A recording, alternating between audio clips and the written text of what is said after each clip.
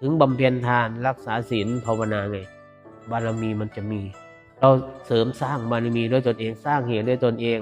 สร้างเหตุด้วยกายวาจาใจมันถึงจะเป็นสัมมาไงตั้งแต่ถึงเล่าเรื่องแบบสัมมาให้ฟังอยู่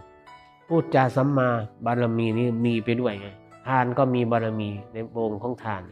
มันเป็นอานิสงส์มันเป็นวาสนาเป็นบารมีบุคคลใดที่มีบารมีทำธุรกิจนี่โอ้โหงอกงามเจริญรุ่งเรืองในธุรกิจเลยคำว่าพัฒนาคือมันเพิ่มมันอาศัยบารมีไงอานิสงส์วาสนาบารมีเพราะจิตมันได้ที่จิตใจนี่ทุกคนอาศัยบารมีนะจริงๆไม่มีบารมีจะทำไงไม่มีวาสนาบารมีอานิสงส์ไม่เคยสร้างเหตุไว้นี่คนมีวาสนาบารมีนี่ฟังแล้วซึมซับนะเพราะว่าทุกอย่างใช้คำว่าไม่บังเอิญเพราะว่ามันซึมซับมันสร้างเหตุมันเป็นนิสัยของจิต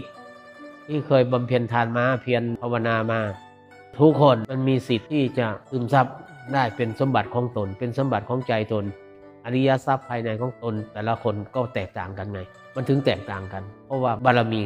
มากน้อยแตกต่างกันแล้วแต่เหตุของใครสร้างมาดีพอไม่ดีพอมันถึงเหลื่อมล้ำกันไง